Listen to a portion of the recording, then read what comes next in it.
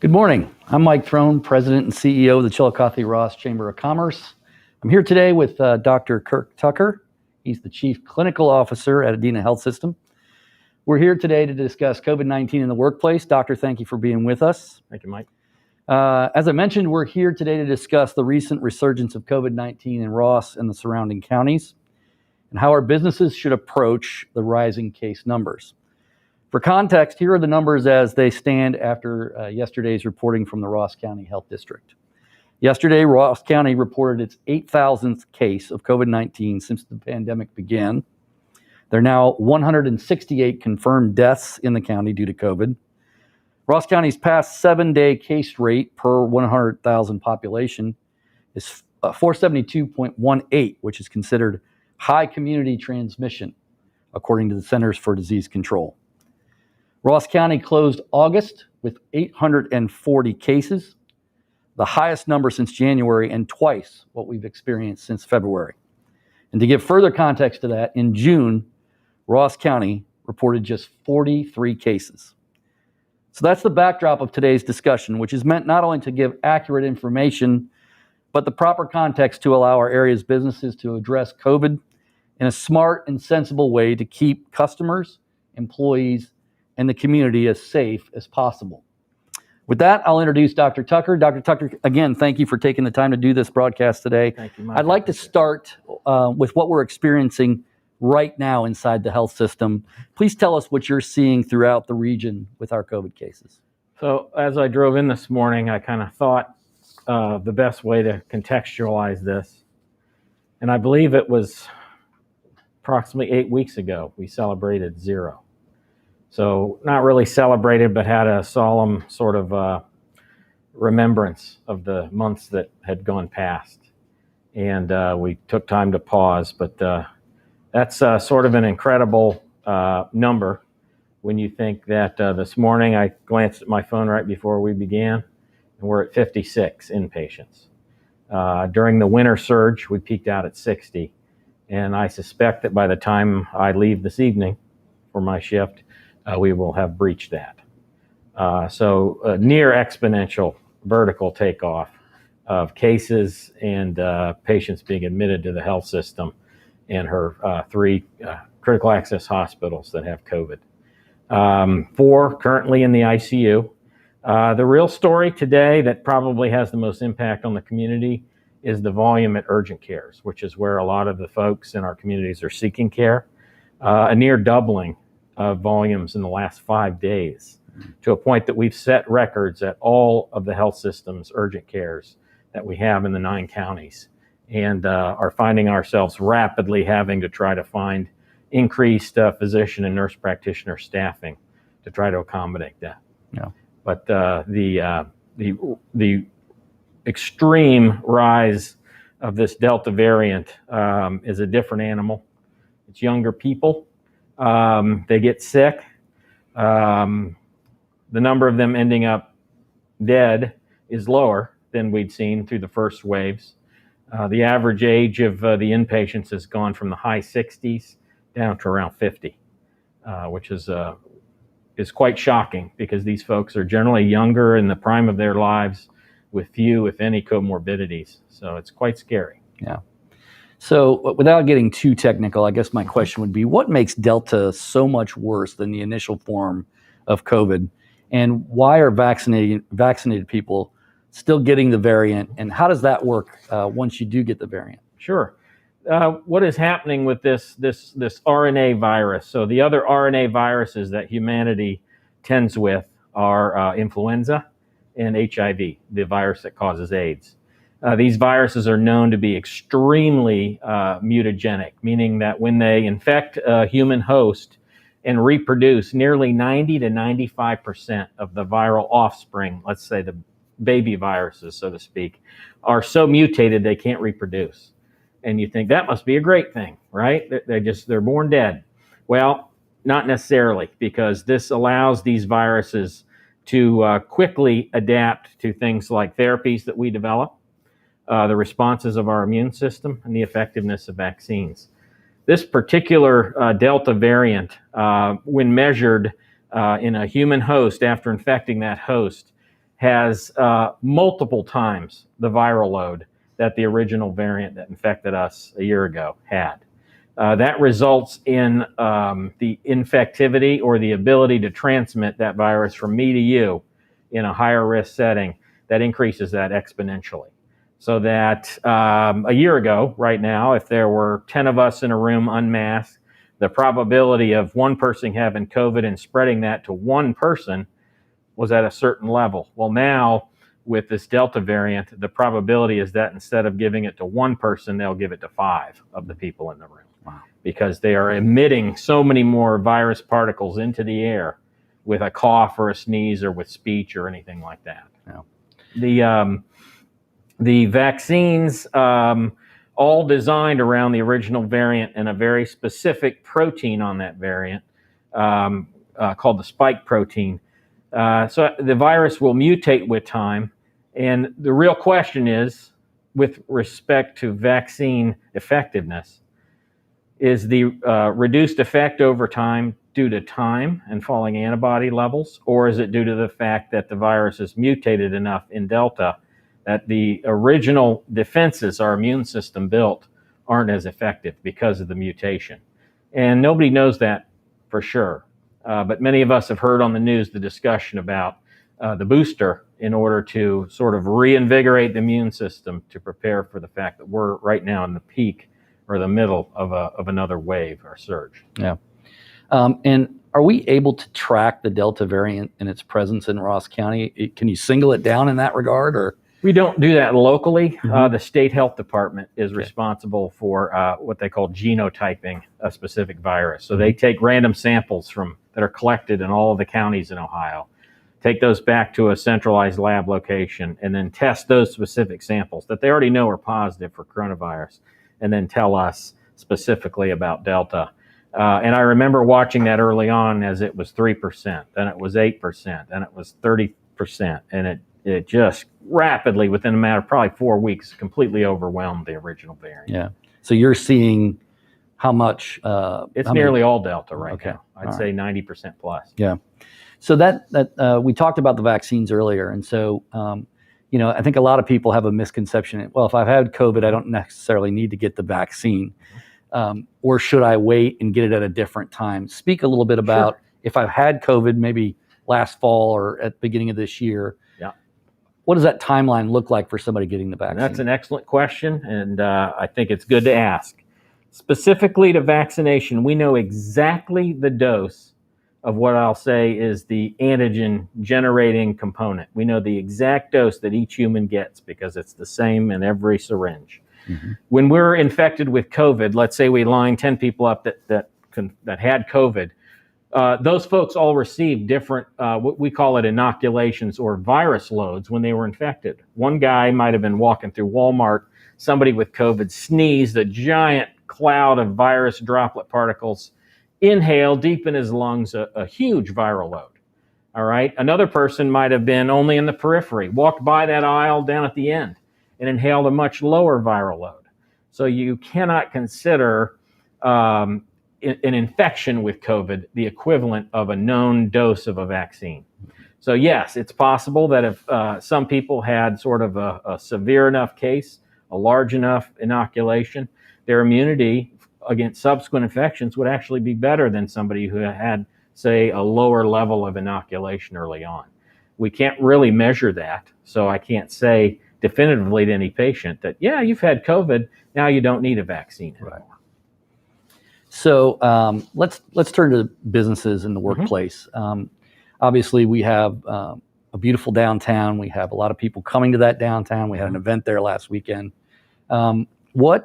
What is the best way for employers to protect their employees and their customers from any workplace exposure? Certainly, and it's a difficult question because right now, and I could see this at the beginning when the response nationwide was to begin to shut down business. Mm-hmm. And I'll be very frank, I pondered whether or not the ill effects of that on the economy and employment and then people's health and well-being, whether that was almost going to be worse than the viral phenomenon itself. Right. Now, certainly, I would not think that those actions killed nearly 700,000 people, right? The virus has Right. done that here in the United States. So I think the best approach, what we know, and it's just very simple, encourage vaccination and masking indoors. So we are extremely high risk. I know that they could have a HEPA filter running in the corner of the room. When you are in a closed, non-ventilated space, just like we are now, if somebody in this room has COVID and does something that emits it into the air, it's a very high probability with Delta that you're going to acquire it. Yeah. And so I totally understand, because I've had patients come to see me and say, no, I don't want to wear a mask. And that's, it's my right not to wear a mask. And I actually love talking to folks. I don't criticize. I don't say, well, I'm right and you're wrong. But I love to try to understand. So I understand also that there will be patrons coming to community businesses and not wanting to put on a mask in order to enter. That's going to be a tough, very tough decision that each individual proprietor needs to make, whether they post, no mask, no entry, no shirt, no shoes, no service. You guys remember the 7-Eleven sign? I certainly think to protect their employees that they should mandate that their employees wear masks while inside. Yeah. I don't, and I'm not in favor of vaccination or termination policies. I've had many discussions from federal judges to lawyers to other doctors to leaders of health systems and businesses. Even with FDA approval, I find that with nearly 40% of our caregivers here at the health system having serious reservations about being vaccinated, that it would be different if it was 5%, right? With nearly half of us to say that, yeah, you either get this preventative measure or you're out of here. You can't work for me anymore. A lot of those folks are great employees. They might have worked there for decades and they serve your customers well. It certainly puts them at risk. I mean, those are the folks that I'm most concerned about. Yeah. Frankly, I've been vaccinated. I have no real issues with being around somebody that's not vaccinated. I don't make a big deal of being around somebody that's not vaccinated and chooses not to wear a mask. I've done what's in my power to protect me, and know that the statistics say that if I walk out of here today, or my kids' parent-teacher conference last night, and end up with COVID, the probability that I will die in my own ICU is extremely low. Right. We are seeing those that are vaccinated falling ill, developing breathing problems. We've admitted them to the hospital. We did a small analysis about 2 weeks ago, and I know they quote, nationwide, 90% of the people in the hospitals are unvaccinated.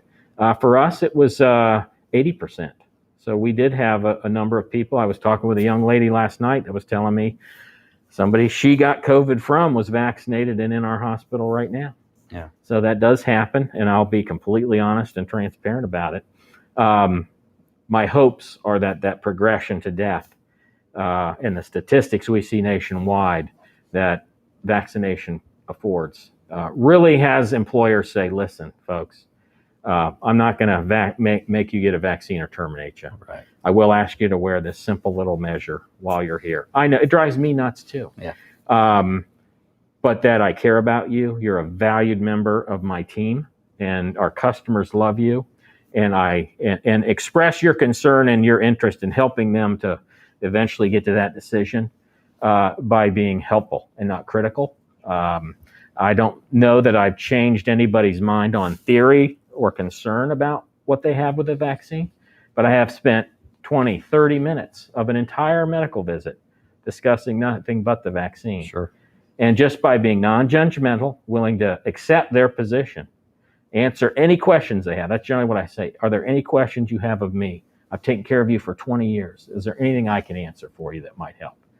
And I know for a fact that I've gotten probably more than half of the people that I have that discussion with who've chosen not to be vaccinated have changed their mind. Yeah.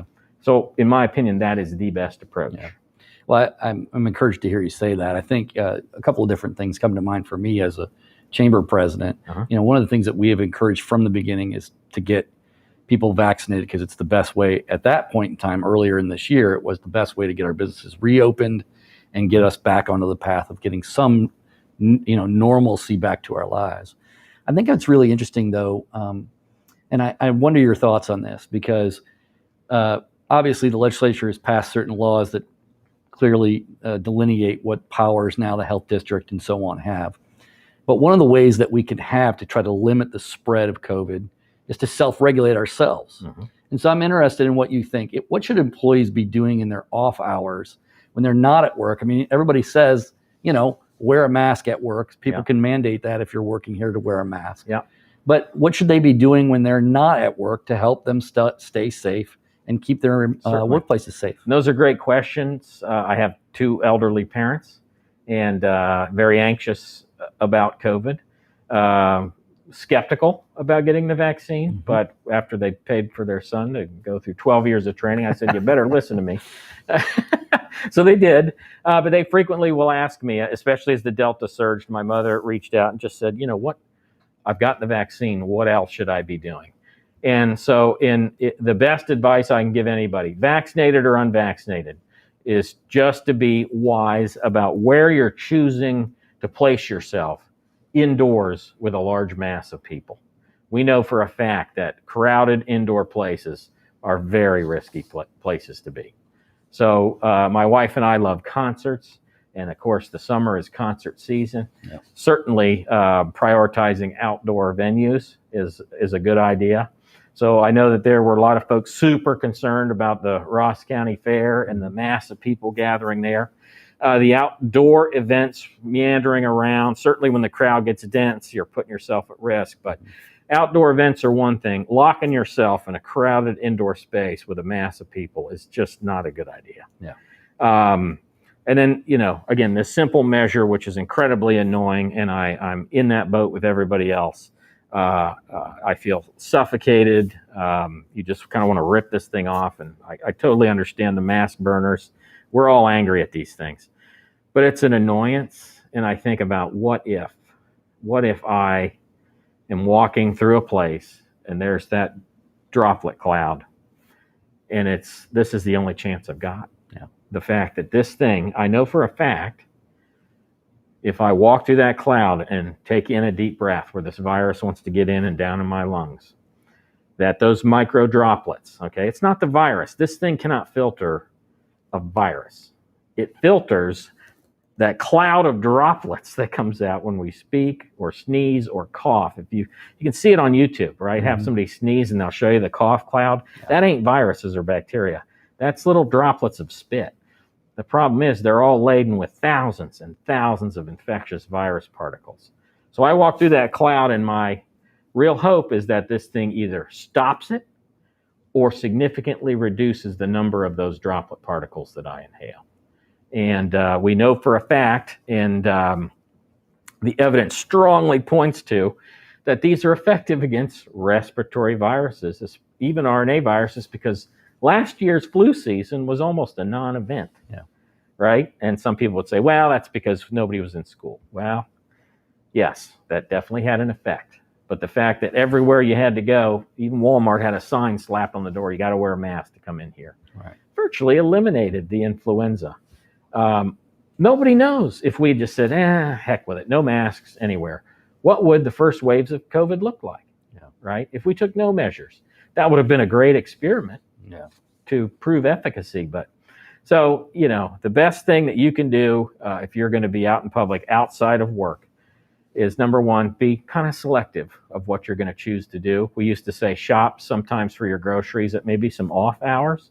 I've been in Kroger's when it's full of students, and man, it's a little dense in there. You get in line, there's 30 people. Maybe shop it off, lower priority hours.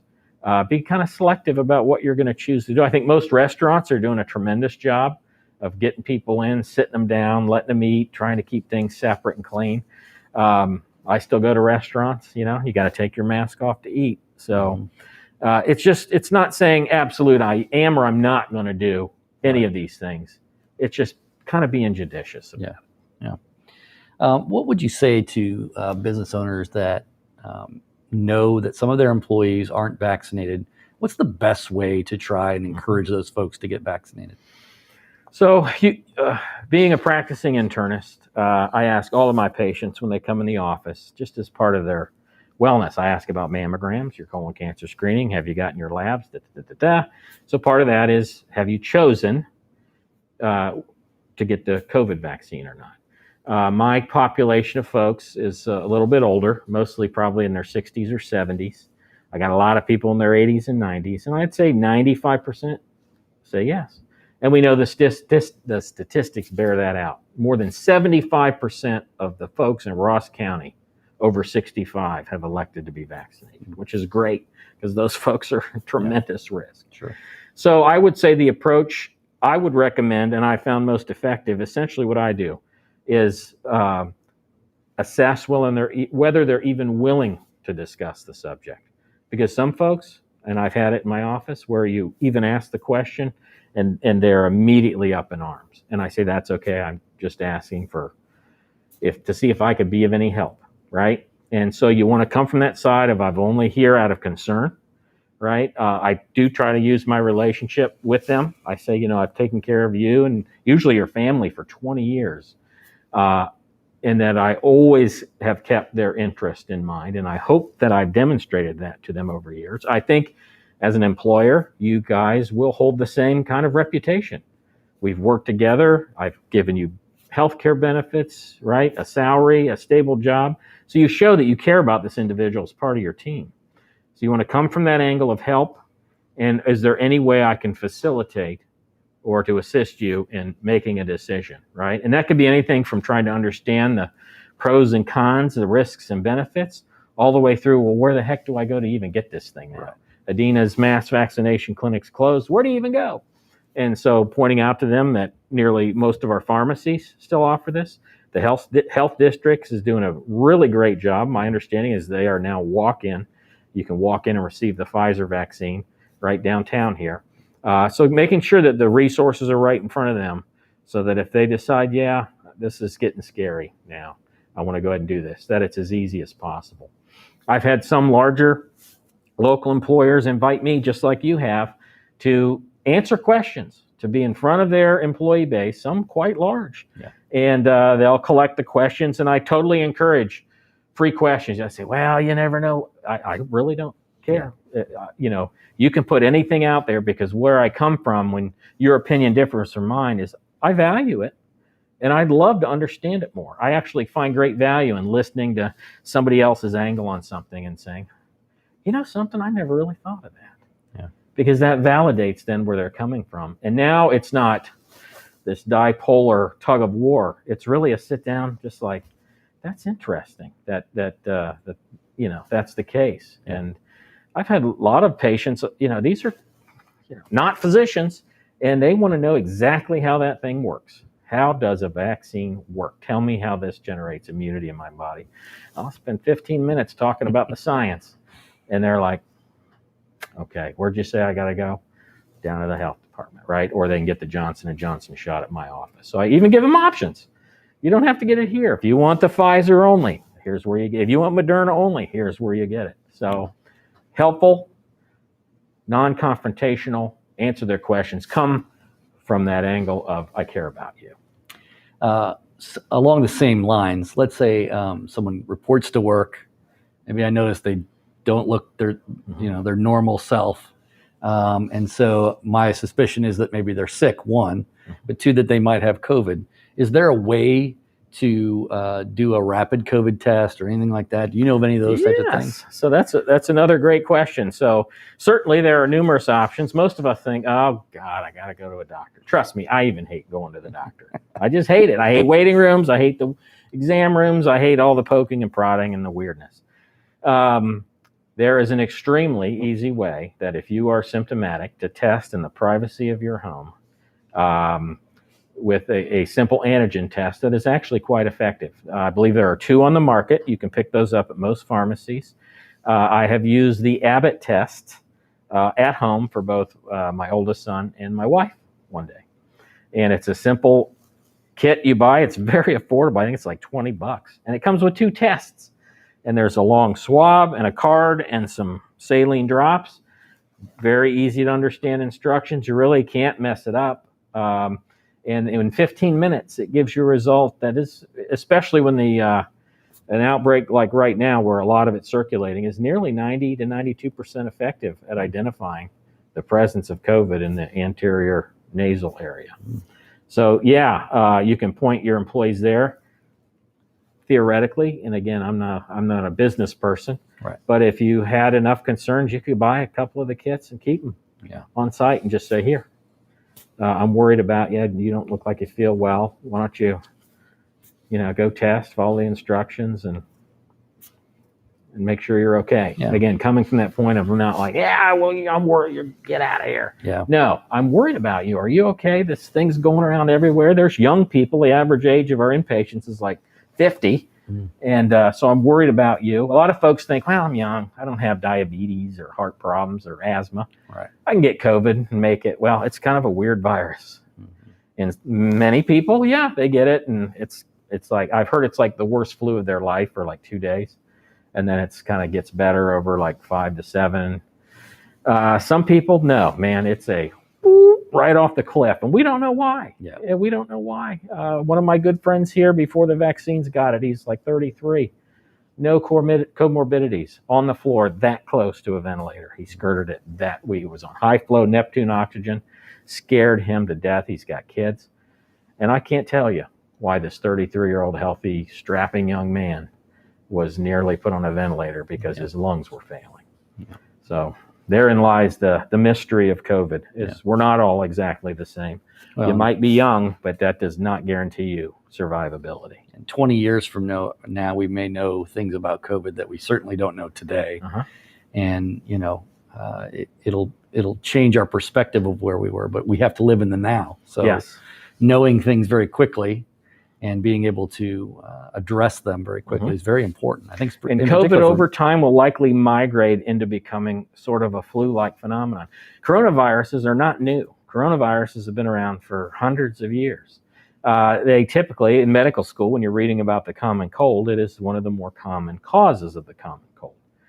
The coronaviruses of the past generally infected the upper airways, but because of their particular genetics, did not like elevated body temperatures. So they did not descend down into the lower respiratory tree and cause viral pneumonia.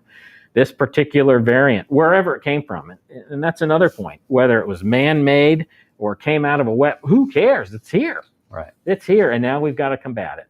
So this particular variant is came to us as relatively novel. You remember early on they called it the novel coronavirus. That makes any virus extremely dangerous in a population because there are no brakes on that train. It comes rolling through, and there's nothing to slow it down. Yeah. Once it's been in a population and it circulates and it circulates and it mutates, that's what influenza is. It comes back every year. We have a season, sometimes 2. The vaccines for flu, we know, don't necessarily prevent everyone from getting flu. But I can tell you for a fact, I get the vaccine every year, and I know that I've began to come down with influenza and have seen it sort of aborted or truncated, right? Where I'm like, oh, this is it, because I get the headache, the low back muscle aches, the chills start to come, and there's that dry cough. Crud, I got it from somebody. And so I head in, and then the next morning, bloop, all of a sudden, I'm up and running. Flu has circulated for thousands of years in humanity. Coronavirus, this novel one, will eventually get there. And whether or not this will be kind of like, have you gotten your annual flu shot or COVID shot? Or it eventually dwindles away to that not being necessary because it's not recurrent or prevalent in the population. Yep. We don't know yet. Yeah. But yeah, it will be with us probably forever. To a degree. As we enter the fall and winter months, are you more concerned that this trend that we're going to see is going to even elevate even higher because of everybody going back indoors again? Yeah, that's another great question. So, there's pros and cons to sort of every scenario. You asked me at the outset why COVID was so much more dangerous for folks.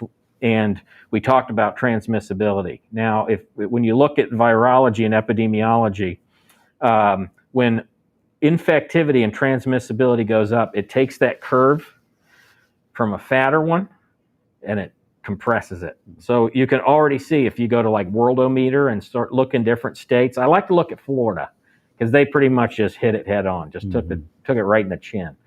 And it is an extremely compressed curve compared to what we'd seen last winter and last summer and last spring. So we saw these very nice sort of sine wave curves with the original variant. Well, this Delta is almost like an EKG spike. And so the time to peak against those that are going to get it in the community is much quicker, but then the time to resolution is generally quicker as well.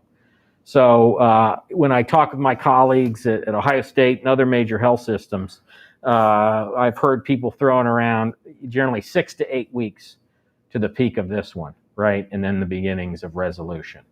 So some of the states that have gone before us, down in the South, if you look down in Alabama and Mississippi, they've already begun their downward trends. So their hospitals were overwhelmed. We had Texas calling Ohio State to transfer patients by air because they had no other resources. Texas to Ohio, you got to be kidding me. And so they took it on the chin early, so we need to learn from them.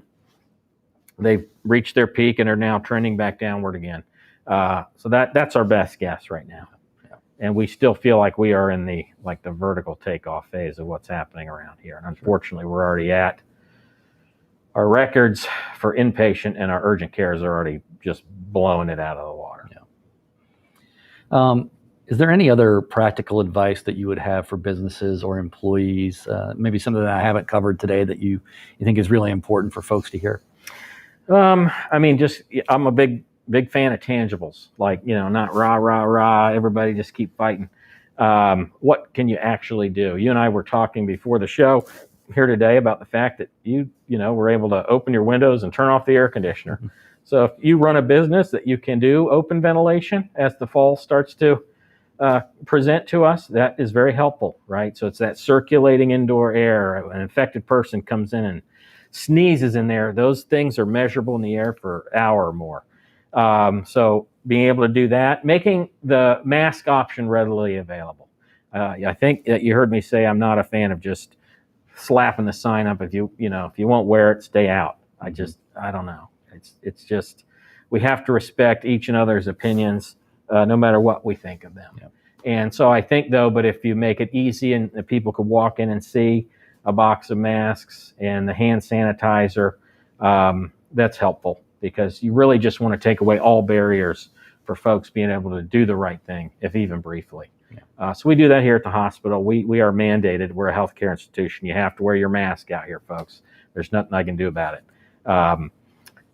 So we make those all readily available. As soon as you hit our front door, sanitizer, the mask, in case you forgot one. Those are the best things that you can do. Yeah. And then just be supportive of people. I've told them here, I'm not in favor of throwing down with people, calling security, right, dragging family members out. This is a very strange time. It's been a long haul. That mixed in with all the stuff that just happens in the world. People are just kind of at their end. And I think that the best approach is with understanding. And as I said, I've made the choice for myself, and my wife has made her choice, and my children have all been vaccinated. I didn't really give them the choice. But I do this. We asked before, we're wearing masks in here today. I've been vaccinated. I've done everything I can do that I think is prudent and wise and safe to protect me. Yeah. So being understanding of folks that have a different opinion for whatever reason, understanding that if they're interested in me giving them any enlightenment, that I'm happy to do so, and I want to do it, in an open, non-judgmental forum, that I try to do that. We're not going to get anywhere by fighting with people. Yeah. It just won't work. Sure. We do have a question from our audience, so I'll read it to you. Are there concerns about overall hospital capacity similar to Texas and Florida as local cases spike? Yeah, you guys are good. These are excellent questions. So yes, I want to be very clear about that. And this is the hard truth that you don't hear a lot from leaders or from politicians. But I can tell you right now that if you fall ill with anything, you have a heart attack today, that the care that you're going to receive, whether you're in Houston, Columbus, the Cleveland Clinic, or Adena Health System, is not going to be the same level of care you received or would have received 2 years ago. It isn't. Nursing staff, there are extreme shortages. We are, I think I heard somebody say yesterday, 150 to 200 nurses short. Holzer Health System, Fairfield, all those folks around us, I'm on calls 3 times a week where I hear about the shortages of staff. So the answer to your question is yeah, we are worried about it. We manage it hour by hour. Our poor chief nursing officer, Molly Grims, that's literally her every breath, every day of her life is looking at managing things. Some health systems in this state, in our reporting areas around Columbus and in Southern Ohio, have closed down services, behavioral health units, ICUs, because they don't have staff. And so will it come to that? We will fight till the end. We reduce documentation burdens on nurses. We try to get nurses that maybe are working in other areas of the health system to come back into battle on the frontline roles. But there's not an area right now that isn't short. Yeah. So do I think we'll be getting to the point where we'll be calling Texas or New England to send patients to? I really hope not. Early on with this is really about people and not space. Everybody talks about rooms. I could put you on a ventilator right here in this room next to that plant, right, and provide full care with portable monitors and whatnot. It's not about a room or a bed. We got hundreds of cots. It's about people, the trained people with the skill sets necessary to provide that highly detailed care and to know what they're doing. Yeah. And we'll do what we have to do, calling in those folks that have been deployed to other areas, working everyone up to the full level of their license to what the state allows us to do. I'm a former hospitalist. I used to intubate people and put people on ventilators. Myself and my internist colleagues have all gone back and done refresher training on ventilator management and intubations and sepsis, and in preparation really for the original surge. But, who knows what this is going to bring us. You might find, I was at your bedside in my office last week taking care of your diabetes. I might be intubating somebody next week. Right. And that's because my license allows me to do that. Are there colleagues on the floor that are a heck of a lot better at it than me? You bet. They do it every day. But I got a meme once that said, unless you want to be intubated by a gynecologist, get the vaccine or wear your mask. Right. And that always cracked me up because I'm going to tell you that's what will happen. Yeah. Yeah. We also have another question from our audience as well. And I think we answered this, but I'd like you to reiterate it. Sure. Are home COVID tests reliable? Yes. So like I said, I had done the research on those before using them myself even. And they are. I think the 2 that are available, of the 2, I chose the Abbott product. The Abbott platform is what we use here in the hospital. Not the same test. The one that you're getting from like your Walgreens or CVS is an antigen test. We don't use those yet within the health system, but we are looking into placing those in all the primary care offices. So yes, they are reliable for symptomatic COVID. They are not reliable if you need a negative result to let your kid go to football practice. They probably won't accept it, and they are not very reliable in the asymptomatic. But if you've got the cough and the nasal congestion and the sore throat and the headache and the fever and the chills, yes, they're a good test. Yeah. Well, Dr. Tucker, thank you for taking the time today. Yeah. I think it's really important for our businesses to get accurate, reliable information, and then to hear from a medical expert that what they can do to try to keep their employees and their customers safe as well. So I want to thank you today. I want to thank everybody for joining us. We'll keep this dialogue going. So if there's other things that we need to talk about, we'll certainly bring them to the forefront. So again, thanks very much. Thank you, Mike. I appreciate the opportunity to talk to the folks today. And with that, we'll sign off and say thank you for joining us.